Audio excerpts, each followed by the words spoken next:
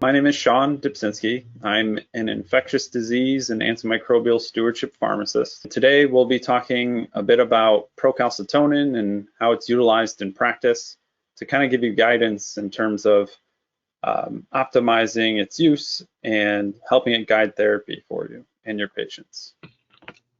So first we're going to start out with a brief introduction or overview of procalcitonin kinetics.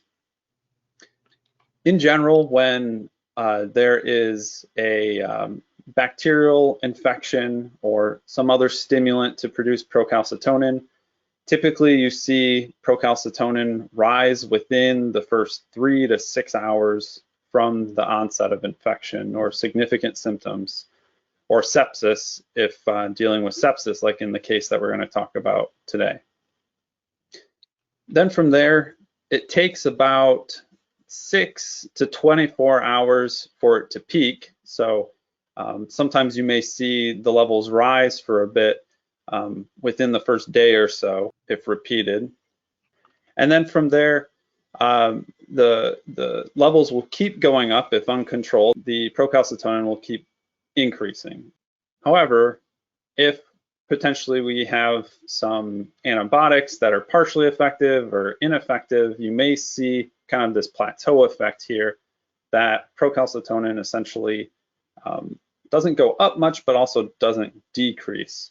Now this can mean the antibiotics are ineffective. It could be source control issue or some other patient factor unaccounted for, and may require additional workup, testing, maybe a reevaluation of the treatment course. And then you'll see that with effective therapy, effective antibiotics, source control, things like that, the procalcitonin will start to gradually decline. Typically, because of a 24-hour half-life, you'll see it decrease by about 50% or so every day. However, there's always patient factors that may adjust how you see how rapidly it declines. Brahms procalcitonin aids in decisions about discontinuation of antibiotic therapy. We're able to kind of use it based on the clinical studies that have been done to essentially trend it over time and evaluate from the peak of procalcitonin and utilize that when it's decreased by more than 80% to potentially consider discontinuation of antibiotics. Or depending on the type of infection, if you're dealing with lower respiratory tract infections, if it decreases to less than or equal to 0.25, or sepsis if it decreases to less than or equal to 0.5. So in either of these instances, whatever one comes first, you can potentially utilize procalcitonin with clinical improvement to help you determine that maybe antibiotics are no longer needed for this patient, almost a patient-guided duration of therapy. So when can we safely stop antibiotics? This is a case essentially of a 42-year-old male with predominantly only obesity and gastric esophageal reflux disease as prior medical history, who presented to the emergency department with weakness, right upper quadrant pain, fever, lactic acidosis, and elevated liver enzymes. An abdominal ultrasound demonstrated that the patient had ascending cholangitis due to common bile duct stone.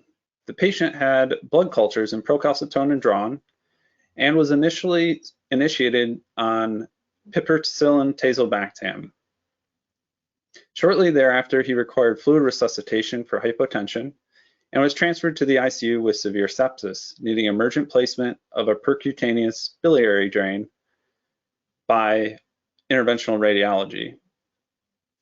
The procalcitonin level came back at that time at 45.2, and the patient was monitored closely in the ICU over the next day. By day 3, the patient's procalcitonin had come down to 22.8. Blood cultures were negative, and the patient was clinically improving on piperacillin tazobactam. And at that point, he was transferred back to the medical surgical floor.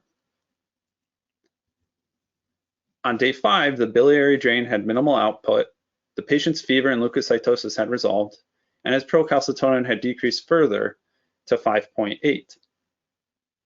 Due to his progress and the decrease of more than 80% from his procalcitonin peak, the internal medicine team decided to discontinue piperacillin tazobactam and discharged the patient the following day after showing continued clinical improvement on day 6. So what are the key takeaways of this case? National guidelines are often able to provide treatment duration ranges for infectious diseases, such as 4 to 7 days from source control for intra-abdominal infections. However, it can be difficult to determine a patient-specific duration of therapy, and many providers err on the side of caution by prescribing at the upper end of the range, 7 days, for instance. Trending of procalcitonin for sepsis can provide insight into how long of treatment your specific patient needs based on their response, and a decrease of at least 80% in procalcitonin from its peak, or returning to normal, which is less than or equal to 0.5 for sepsis, whichever of those two comes first.